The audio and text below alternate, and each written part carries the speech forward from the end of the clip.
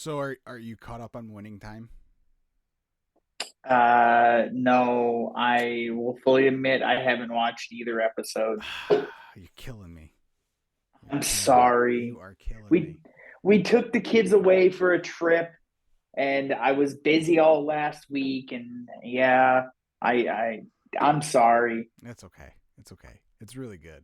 Like Uh, I love this show so much.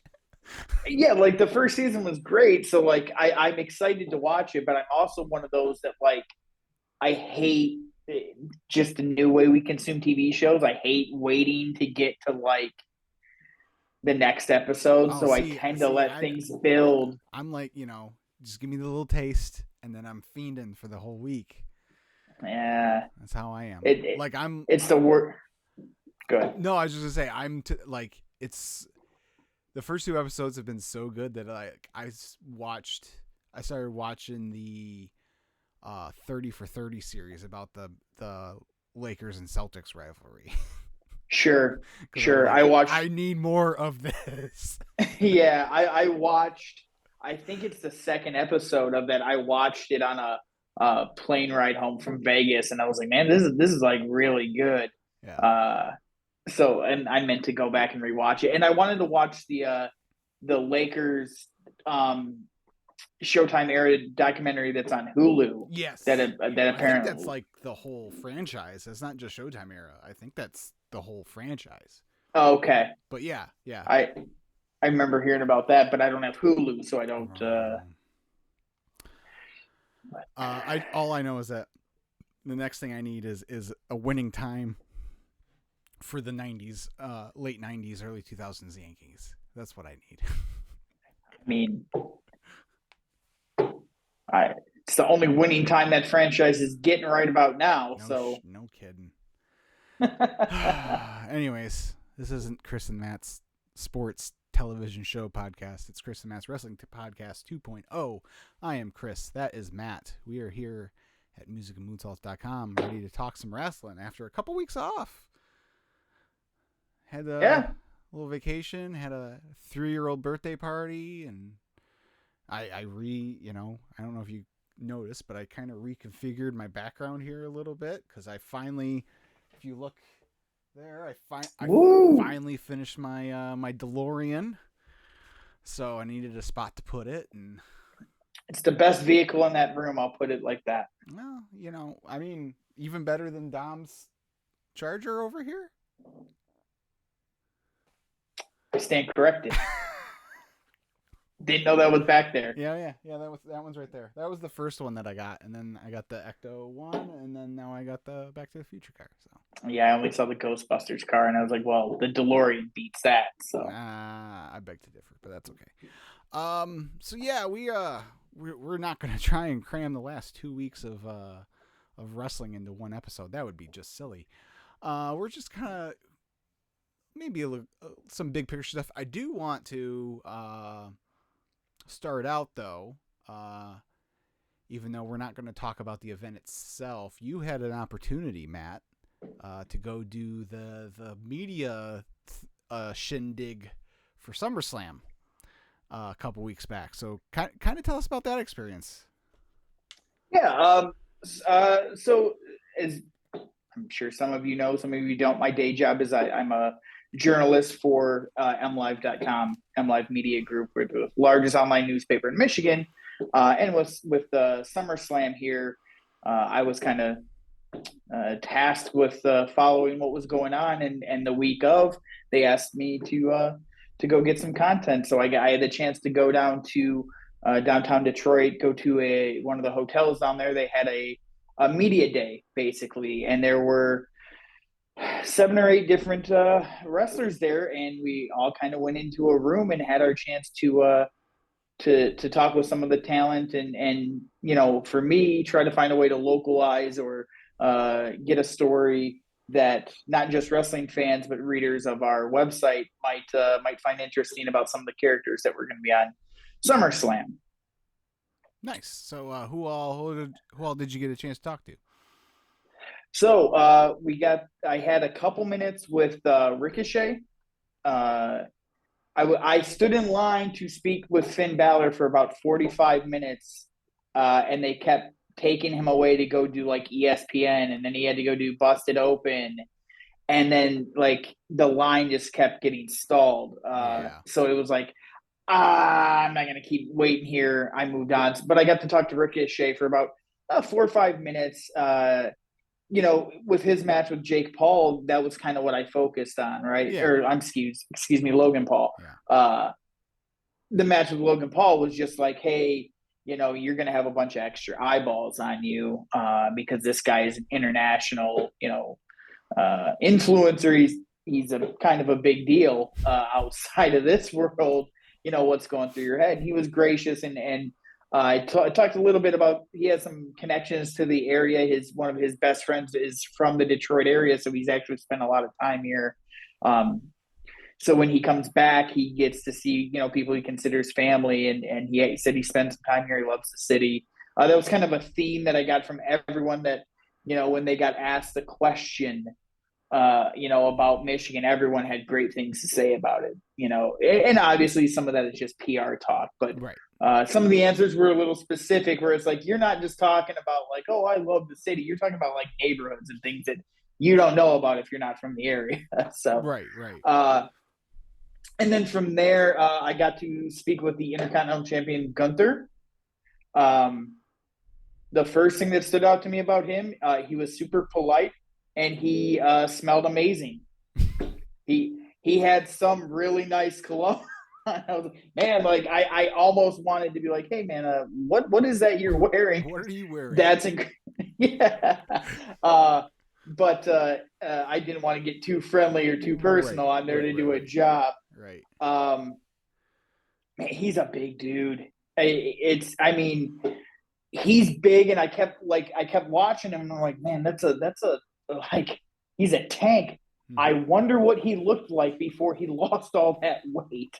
How even more intimidating. And the funny thing is once I got to talk to him, all that the fear that he kind of strikes went away. He was super super easy to talk to. One thing that kind of stood out is I noticed when he stands, he stood with his hand behind his back the whole time during the press interviews too. So I was like, man, he's really committed. You sent me that text and the photo attached of him and all I saw was the text part where you're like, he even stands with his hand behind his back. And I thought you were dunking on you were talking about Cody and you were dunking on him for selling the arm. I'm like, this guy, and then I opened up the text and saw the picture. I'm like, oh, he's talking about Gunther. Okay, all right. Yep, that makes more sense. And so then from there, I got like 2 minutes with Shayna Baszler. Shayna was there. Zoe Stark. You asked me earlier who all was there, and I kind of skipped over it. I'm sorry. Finn was there. Ricochet, Shayna Baszler, Zoe Stark, Gunther, Baron Corbin, Otis and Gable, and then admittedly, and I should probably know it, someone from NXT, female wrestler who I did not recognize. I haven't watched NXT in well over a year and a half, maybe even longer. So that's on me. But certainly not someone that I was going to be able to get a story on anyway, considering it was about SummerSlam. So it was really interesting to be in that room and kind of see the different people and how they approach the interviews. Guys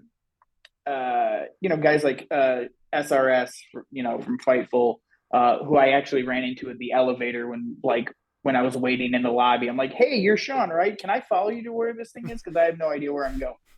And he was super friendly about it. Yeah. Watching guys like that and Chris Van Vliet, compared to some of the fans that were there as reporters. The only thing worse than wrestling fans or wrestling fans who act like who pretend to be media. And the reason I didn't get to talk to Shayna for too long was because one of the guys took 10 minutes to talk Star Wars fan fiction with her. There was a guy that was interviewing Baron Corbin. Huh? That's a great use of time. Great use of time if you don't get a bunch of people waiting to Right. do their job. Yeah, no. Yeah. Baron Corbin was tied up for like 20 minutes with one guy who just wanted to talk to him about cooking and those videos. And it's like, so unfortunately, I didn't get to bounce around the room like I had hoped because there were some people in there Yeah. who didn't understand professional boundaries. But Mm-hmm. the crew with WWE were outstanding. All those guys were super helpful, and I'm hoping I get to do more stuff down the road. And then what's No, that? go ahead. Go ahead. I thought you were done. I was gonna tack on, but go No, ahead. go ahead, tack on. No, I was just gonna say it sounds like the weekend. Stuff on the screen notwithstanding, like it sounds like the weekend was a rousing success. They're still rolling out content from that they just posted the Kevin Owens trip to the zoo yesterday or the day Yeah, before. So yeah, I mean, highest grossing SummerSlam, all the stuff that they're touting lately. So at the very least, we kind of the area showed out, and even if the show itself was left a little to be desired, hopefully it it won't be so long before we get another big event like this from them. right. So. Well, and from just hearing uh, the way the wrestlers spoke about the city, they were really enjoying being here and the excitement. Downtown was packed that Friday. Wrestling fans everywhere, and from what a couple of people I know that work down in the city said that there were still people there on Monday. People stayed the entire weekend, and they were seeing wrestling fans all over the city on Monday too, which is kind of cool. That is pretty cool. But following the media event, I got like I said, the guys at WWE were really great about getting me into this stuff kind of last minute. They invited me down for there was that charity event that Cody was a part of where they were packing lunches for. We got to go down. We didn't get to go in and see that part of it, but they gathered all the media there and then did another kind of private press conference where we got to speak to Cody and Big E. Nice. And when I tell you, we were out kind of waiting, and Cody went in to be introduced to the group that had paid to see him. When they played his song, that played like there were. I don't know how many people were in there, but it sounded like the concourse sounded like when the Lions are playing. These people were in there going nuts for that dude. It was crazy to hear up close, like that visceral reaction just from him walking in the room. It was, gotta say, it was pretty impressive. Yeah, I think I texted you this the night of the show, but went through the roller coaster of emotions, and that was his entrance was my peak FOMO, like that low hit, and I'm like, God damn it, I should have been there. I should have been there. But then, to be fair, they counted 3 in the main event, and you're like, man, I'm glad I was there for that. Yeah, no, totally. But when the main event finished, like up until the main event, I was like, okay, like I'm not like completely bummed out I missed it, but it would have been nice to be there, for the Money in the Bank cash in and whatnot. Yeah. But then that end of that main event happened, and I'm like, nope, I'm definitely glad I didn't waste my time and money going down there. So sure. And I was this close. Like they released a bunch of cheap tickets like Thursday or Friday. Yeah. I was like this close. And if I had actually talked to my dad, we probably would have done it because my dad was like dying to go. To the point where you should have just went in that point. You should have just went at that point for the bonding. Yeah, no. If I would have known like he had that his heart set on it, I probably would have. I would have told my mom. But like they came over to give some of Kingston his gifts that they didn't want to haul up to the in-laws on Saturday, and like they were still here. I came in the office here and turned on the show. And I'm like, hey, Dad, come, because the place looked like, I loved the setup, how the big video pole in the background displayed the Titantron and stuff like that. I thought that was really cool. And I was like, hey Dad, come look at how this place looks. He's like, wow, that looks pretty cool. And he watched like a minute and he's like, no, I can't watch this. I'm too, I'm like, I felt bad. I'm like, we should have went, I guess, but should have went. Yeah. Oh well. So. Yeah. So going back so then Cody comes over, or we get to talk to Cody first, and I tried really hard to ask him a question. I kept throwing my hand up, but it was just frustrating to hear like the first 2 or 3 questions were all AEW stuff. Mm-hmm. And it's like, he doesn't work there anymore. Right. Like, but it is what it is. They kind of sucked up his time. And then, one of the things that came out from the weekend is Big E said that he's not going to wrestle again. Doctors are advising him that he probably shouldn't. So he's but when it first came out though, all the tweets were, Big E says he's not gonna, and I'm like, nope, guy, I've got the audio where he said he talked to specialists that have worked on people at the company who said, if I were you, I wouldn't wrestle again. But he even said later, he was like, I don't know yet, I don't know where I'm at. Like, so to like see that and then like know that that's not what he said, that he was retired, but to see all the tweets and stuff like Big E's never gonna wrestle, it was like, man, that like to see firsthand how that just spreads so quickly. Says one thing, but that's not entirely what he said. It was It was really aggravating. Everyone, they shorthand and do what they can in order to get the tweet out the fastest, instead of making sure that they got all the information in it. And and that's how things. And then they run up and go get their pictures with the people they're supposed to be covering for a professional setting. That was the one that I was like, I can't. I'm out of here. I got to get out of here. Right. But yeah, all in all, man, it was awesome to get the chance to go do that. I was standing there. It was funny. As I was waiting to try to talk to Finn, there was a young man in front of me who was from, he goes to a small college up in Connecticut. And it was his very first like media experience ever. Like, he hadn't covered any college, anything.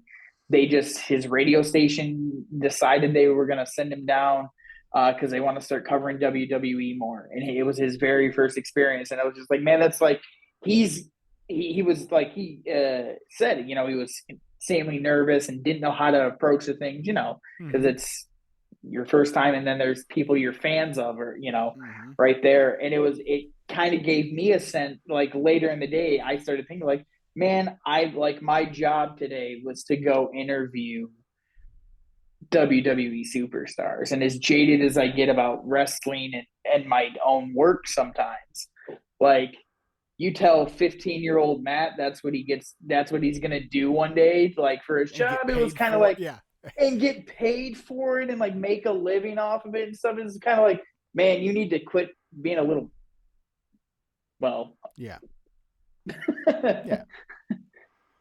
appreciate Stop what you whining. got. Yeah, exactly. Like, appreciate how fortunate you are. So it was, I wasn't there as a fan, that sort of thing. So, I didn't get up or down. I'm there to do a job, but it was one of those things that's just like, hey, that's really cool that I got to do that. Yeah, that's awesome. That is awesome. That's pretty cool. All right. Yeah, I think that was it about that weekend. Yeah. Okay. So, what do we? Oh, All In is like a little over a week away, and things are finally starting to take shape. They announced like 5 matches last night, I think. Like, it's what it felt like. It might not have been, but Tony looked at the calendar and went, "Oh shit, I got to get some stuff out there." Yeah. Might want to tell these 80,000 people what they're coming to see. Right. See if they want to deal with the train issue and get down to the stadium. Right. And we were kind of chatting before we came on, and I think we're in a little in different places. Like, I really like what they've announced so far. I'm like, pretty much everything they've announced, I'm like, yeah, I want to see that. um, and yeah, I'm looking forward to the show. I think it's going to be the atmosphere. I think this is one of those shows where the atmosphere and the spectacle of it alone sells the show. But it does help to have stuff on there that you want to see. I mean, the main event itself is, I say it almost every week for the last 2 months or whatever it's been. Like, it's my favorite thing in wrestling right now, the MJF and Adam Cole stuff. And so that right there alone has got me kind of hooked into the show. And then, Bucks FTR3 and the it's weird though. I guess there's only 2 singles matches so far. See, this is Like, where I'm gonna go with it. Yeah, that's fine. Like, that doesn't okay, it doesn't bother me. Like, I want to see the Stadium Stampede and the trios match and all the other stuff that they have. So it doesn't bother me, so. So I think you maybe misunderstood what I think it's going to be a good show. There's stuff I'm excited for on the show. I just don't think them hyping this as the biggest wrestling show of all time. It's not. It's just not when your main event is 2 guys that love both of them. They're nowhere near the biggest stars or biggest draws in the company, and they're not on top of the card. Unfortunately, Brian's hurt. I think Brian being hurt is the biggest issue with how this card has shaped up, because the rumor is it was going to be Brian and Omega 2 on this card, or they were going to try to do Brian and Zack Sabre Jr., which I think would have been mwah. Yeah. I don't like that Kenny is in a trios match. I don't like that Hangman is tied up in what kind of feels like a secondary thing. I don't like that Kota Ibushi's second appearance in the company is again going to be in a multi-man match where he can kind of not have to do a whole lot. So I think the show is going to be a good show. There's no doubt about that. I just don't think it's going to be as big of I don't think the card is going to be as spectacular to be on the stage of like the greatest wrestling event of all time. Even though the crowd is going to be awesome, I think you need that marquee matchup, and they just don't have it. I know Bucks FDR might be that for some people. I'm just not there with it. And I love both those teams. That's the match. Like, I'm glad that we're getting the third one, and I love the story of the first one happened in front of no fans. This one's going to happen in front of the biggest crowd they've ever had. Like, I like that, but I just don't think that's the marquee matchup that should headline a card that's supposed to be this big, this important, this monumental. Yeah, I suppose. As far as, Hangman and Kenny and Ibushi being in the trios match, again, it doesn't bother me. I get the idea that, a show this big, you would maybe want Kenny to be in a singles match, but I also look at it like, if you're gonna they're kind of trying to play both ways here, where they want to do like a super show dream card, not quite Forbidden Door, but yeah, sort of. But they also are making it fit into the weekly programming. And so if you're doing that, the only match that really would make sense for Kenny for a singles match is him and Takeshita one-on-one. And to your point, is that really, if you're going to do that, you might as well just do the trios match. I mean, look, when you brought Phil back, you sit him and Kenny down, and you say, "This is where we're at. We need a marquee match for this show." It was going to be Brian. Brian's hurt. You guys don't seem to have a huge issue with one another.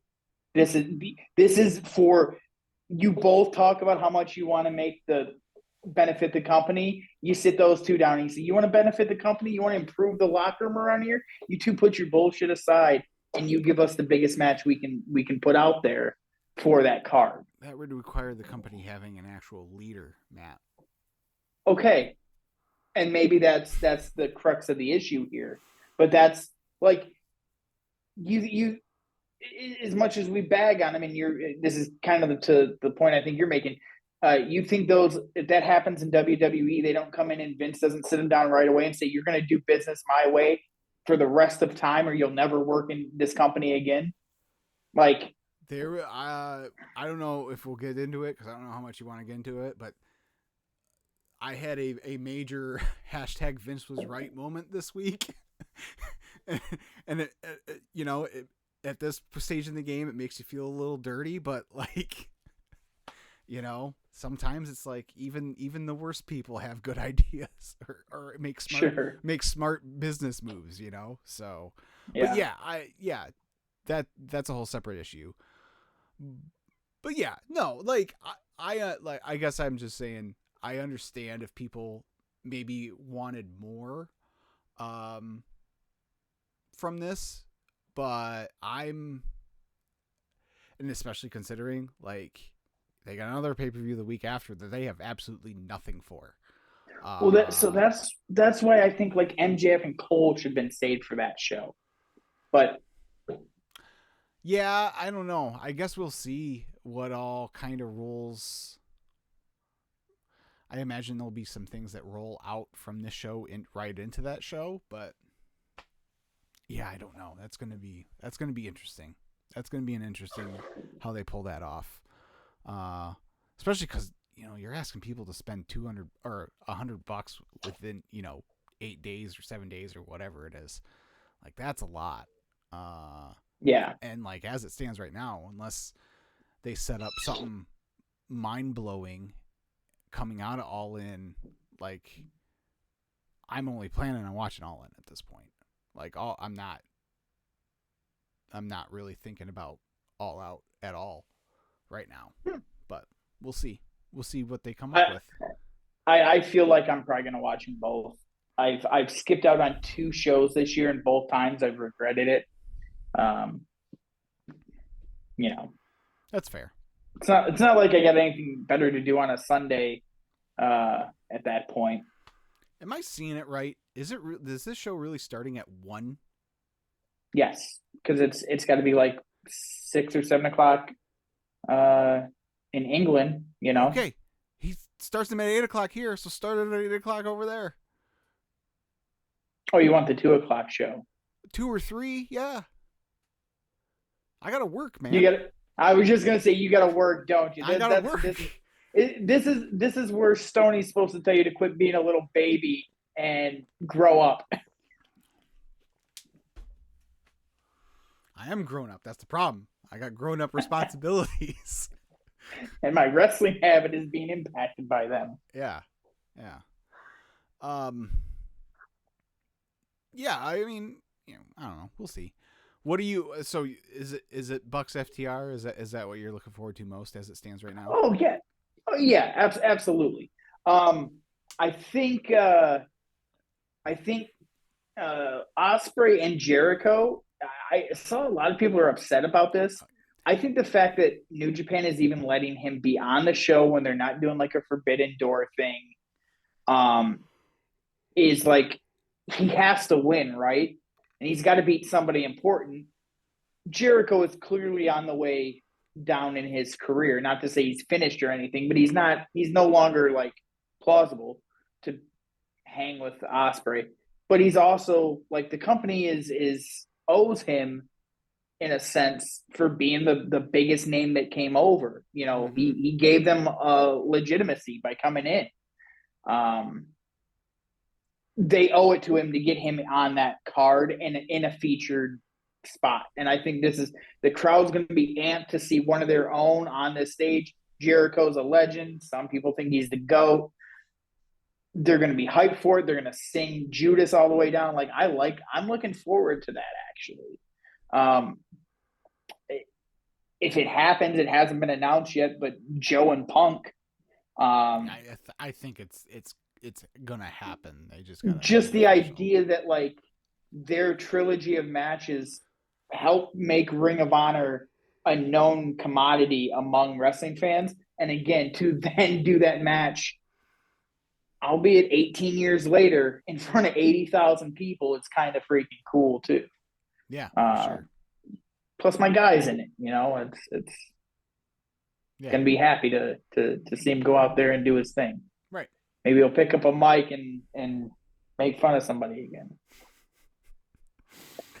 Yeah, I mean, I'm interested in the whole arc of, the 0 hour match, the ROH tag title match with Cole and MJF, and how that plays into the main event, world title match. Are we gonna get some sort of, post match thing with Punk with the winner to set up the unification at All Out? I'm kind of thinking that, and it sucks because I think we talked about it last time we talked wrestling, but it sucks because I'm really enjoying Adam Cole as a babyface for a change, but I really think he's the one. I think this whole thing with Roddy and the Kingdom is all a ruse, and he's gonna join up with them at coming out of this against a babyface MJF, which didn't seem plausible. Didn't, and it's like one of those things where it's what I wanted. Like when the Kingdom were signed, I'm like, oh. And they've been coming out with the Adam Cole, Mike Bennett mashup music from ROH. Yeah. And I'm like, oh man. Because that's, again, like that's when I fell in love with Adam Cole was that the Kingdom era in ROH. And so to have that be like one of the things I've desperately wanted, and now it's like I'd have to sacrifice this other thing that I really love right now. Like this one of those, oh man, but I think that's where they're headed. See, I'm not sure. I think MJF is going to yeah. I think MJF is going to kangaroo kick Bebe right in the balls in the match, beat him down, and then that's the upper hand. He beats Cole, and then I do think Punk comes out, makes the challenge for Chicago the next week.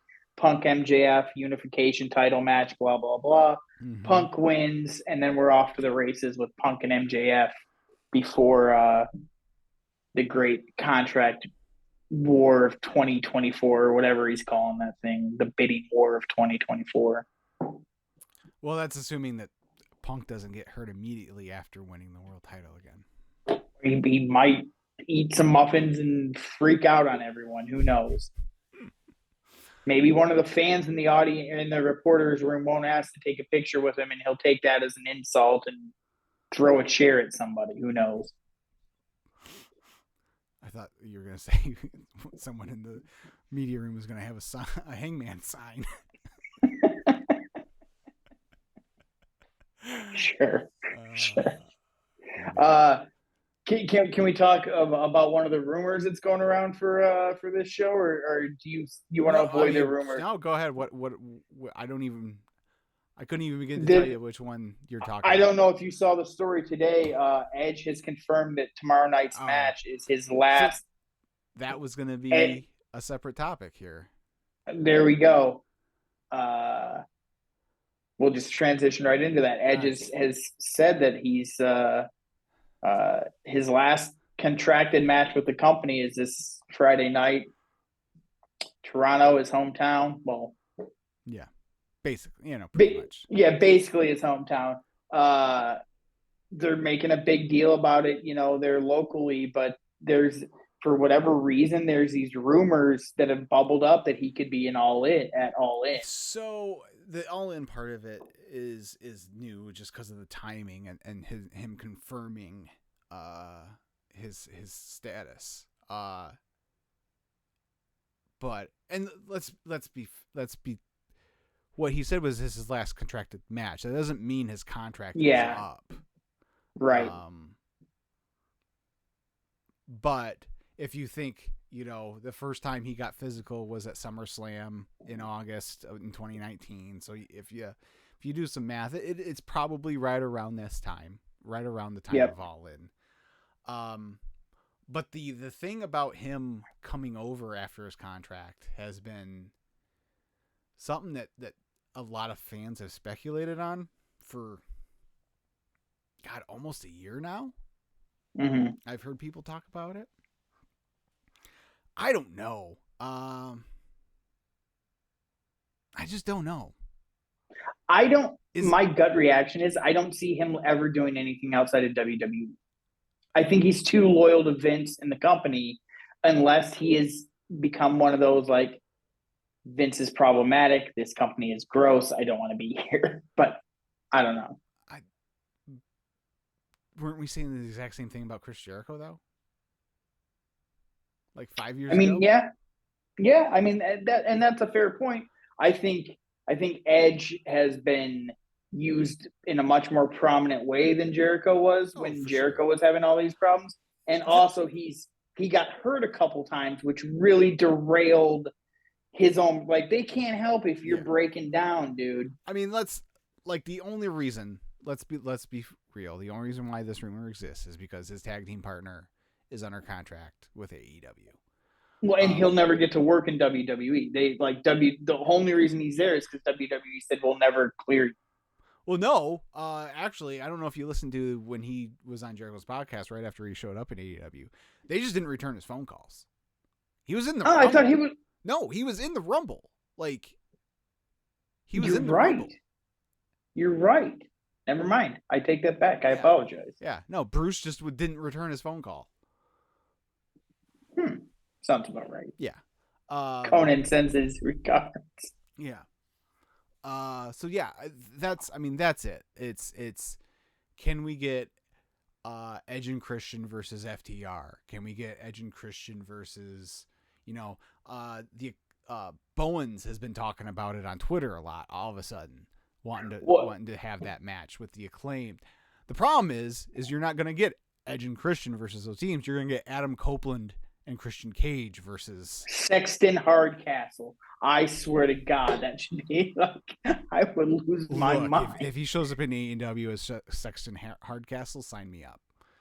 I hope it doesn't happen just because, like, I don't know. I feel like he should end his career in WWE. So I kind of felt that way, but then I also I started thinking about it like, he didn't get to go out the way he wanted to the first time. If he wants to go out this time, because he can't do it in WWE, if he wants to go out this time in a match with his best friend since he's 9 years old, he gets to do it. Sure. If he wants to come back and try to do a run, then I think I'm on the same page of like, yeah, he should stick it out in WWE. Yeah. If he wants to work more matches, but if he wants to come back one time or two and just like the Edge retirement tour, do a couple tag team. Yeah, like matches. We're gonna wrestle FTR, we're gonna wrestle the Acclaimed. I want to wrestle the Bucks, and then I'm closing my career against my greatest rivals because I know Bubba was saying like on Twitter the other day about what should Edge's last match be, and he said like because the Dudley Boys are getting back together, like. You could do that one time at an AEW show. I didn't think Devon could wrestle anymore. Like, didn't he have a stroke or something? I don't know. He can climb a ladder. He can fall through a table. He doesn't have to, like, run the ropes. Oh, God, that would be the worst.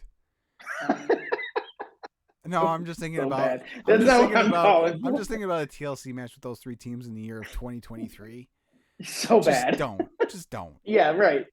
Just don't. No, but I realistically, if he wanted to come back and finish with the tag match against the Hardys, like he gets to do it. I mean, he's one of the greatest ever, and he's even talked about like how important it is for him to go out the way he wants to this time. Yeah. So No, I agree. and I gotta imagine a match with Sheamus on SmackDown is not it.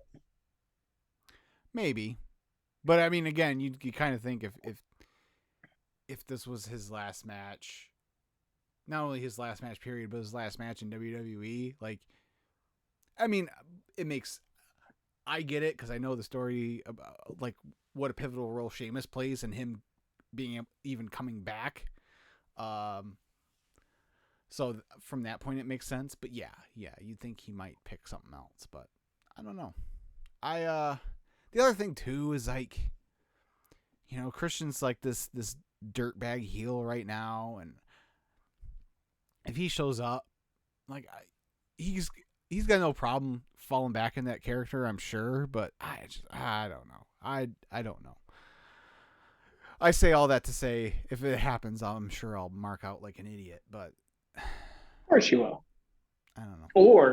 Or we could really blow the forbidden door wide open and they could just negotiate like, hey, you send Christian Cage up here for X, Y, and Z with Edge. We'll send some talent down and we can get this relationship mended and we can get a real forbidden door type of situation going on. I'll take things that will never ever happen for 1,000, right. Alex. Roman comes in and just wins the AEW title. Exactly.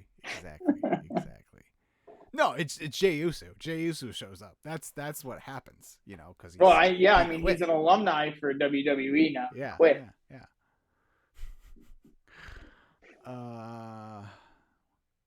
Do you want to talk about your boy or not? Sure, I'm always up to talk about him.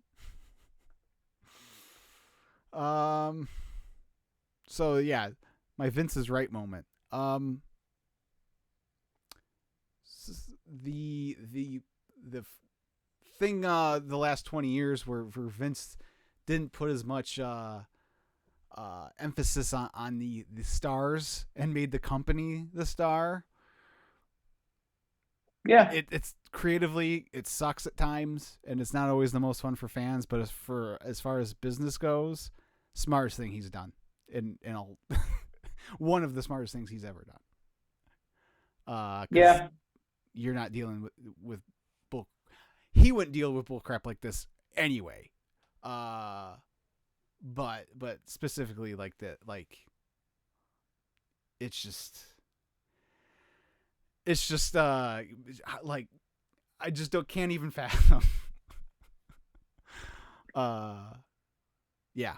I feel like you are witnessing high school drama play out in front of wrestling fans, both inside and outside of like the locker room, so to speak, right? Yeah.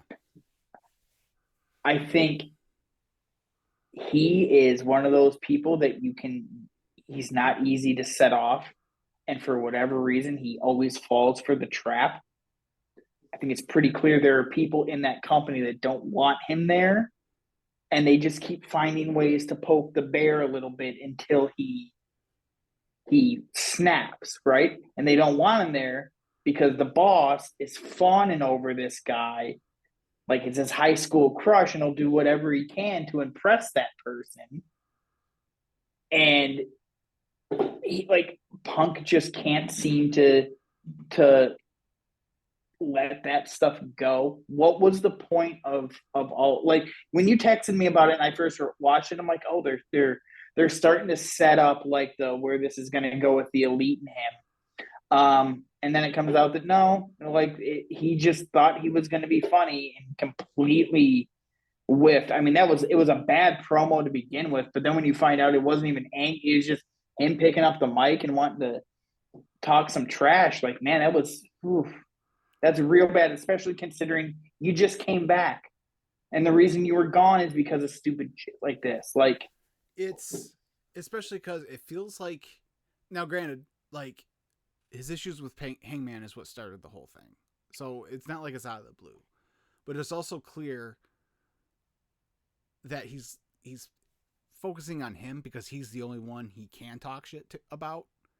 He yeah, legally can't say anything publicly bad about the Bucks and Kenny. Like that was part of and vice versa.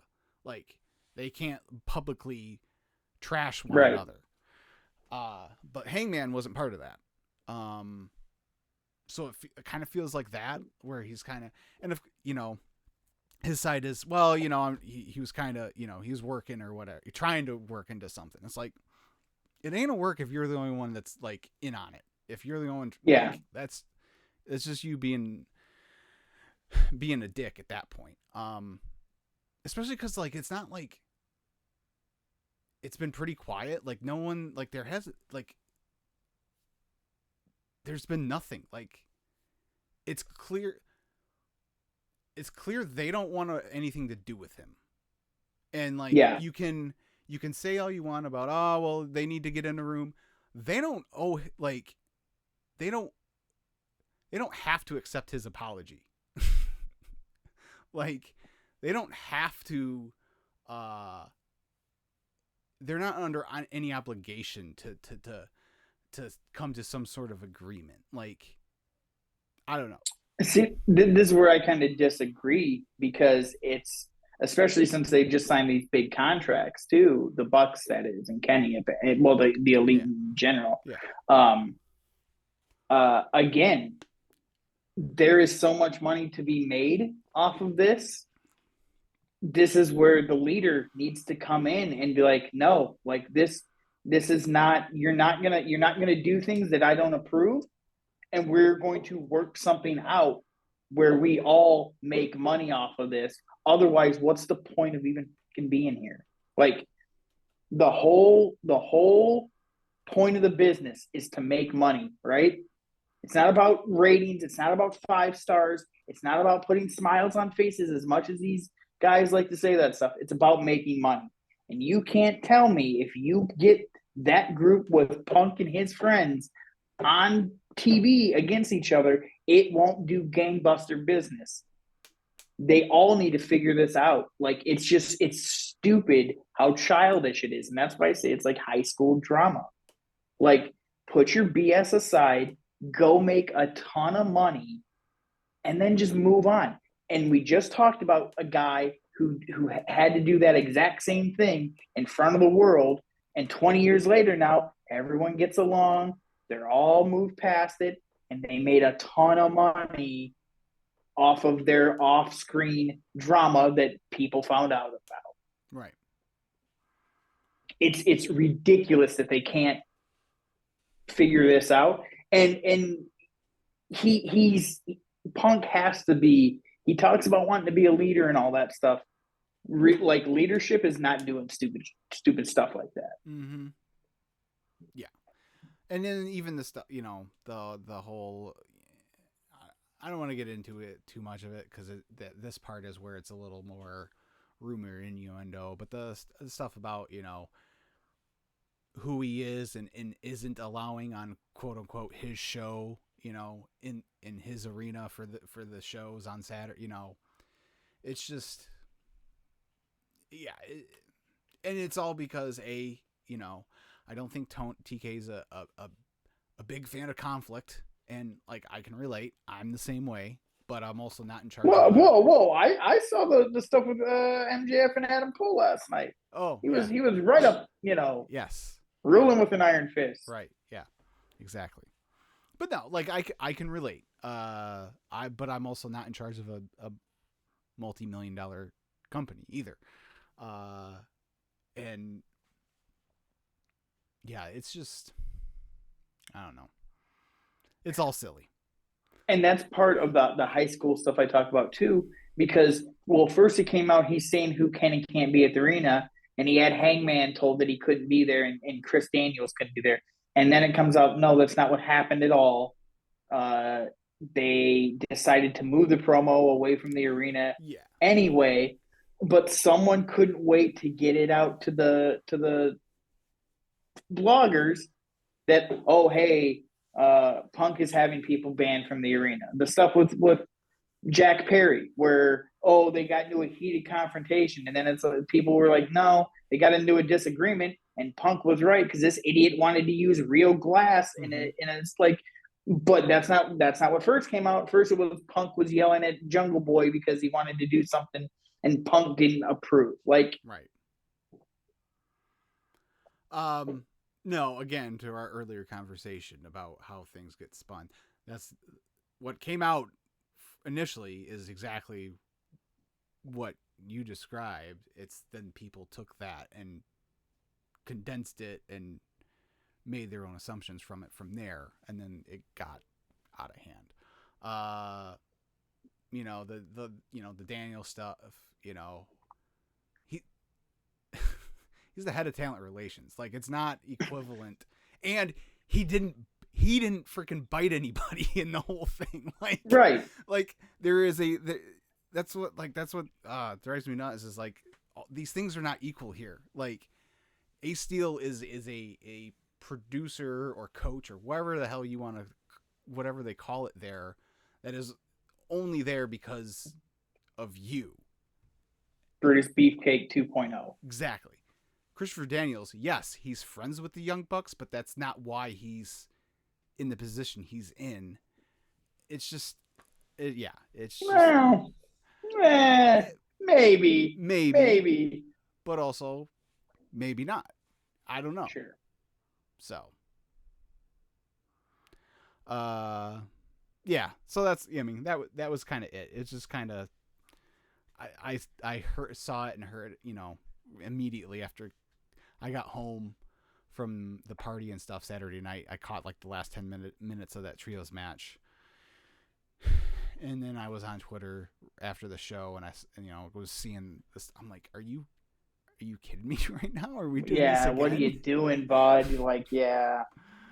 So, and terrible it's decision. like, we're, at that point we're 2 weeks away from the biggest show in the company's history, and all people wanted to talk about up until, last night's show was this. And it's like, you're bringing that's attention. because anything involving him is big business, apparently. Well, big business for the dirt sheet writers, It is. And like, look, you can go back and forth about whether that's fair or not, but it's the way it's the same thing whenever, Tom Cruise or Leo DiCaprio or some A-list actor does something and it makes Taylor Swift. Every time Taylor Swift is seen next to a male, it's like, oh my God, are they date? Blah blah. Can't wait for them to song about this one. Yeah, it's like he's, again, because to his credit, he's put himself in this position where he is a big draw. He is all the things he said about himself in that promo after the show is true. Like, no one can deny that. But what comes with that, fair or unfair, is the microscope. Yeah. Where every little thing you say and do, especially when you have the reputation you have about your attitude at times, again, whether it's justified or not, like, it's things you got to consider. And he just doesn't, he just doesn't care. He's just going to punk. Yeah, it's just Punk being Punk, right? Punk being Punk. Is, it's just for a guy who like talks about how much he loves Bret Hart and obviously wants to be Bret Hart. He acts a lot more like 97 Shawn Michaels than he does Bret Hart sometimes. And actually he's got like the worst qualities of both of them combined, because he takes himself so seriously like Bret does. Yeah. And then he does all this like going off, popping off at the mouth about other people like Shawn. Like, So ridiculous. what you're saying is he's going to be in Playgirl any week now. God, I hope not. I don't even know if that's a thing I anymore. don't know. I mean, I suppose he's got a better chance than that than being pilled out of his mind. So That's true too. Real nice. Real nice. Little heartbreak catching strays on the Chris and Matt's Wrestling Podcast. Hey, I love the guy, but facts are facts. He'll tell you. Yep. Anything else? No, sir. Cool. All right. Well, that'll do it for this week's episode. Leave a thumbs up on the video. Subscribe to the channel. Yeah, go check out. I have did my solo review of the Mammoth 2 album. It's fantastic. Spoiler alert. Album of the decade, I believe is what I said. The review or the album is spectacular. Both, but mainly the album. There we go. The album there you go. Way to hit the home run there. Yeah, Thank you. And then also our little Justin Timberlake 2020 experience deal we did last week. Check that out. That was fun. But yeah, until then, I guess we'll talk to you next week with our big all-in preview. So, see ya.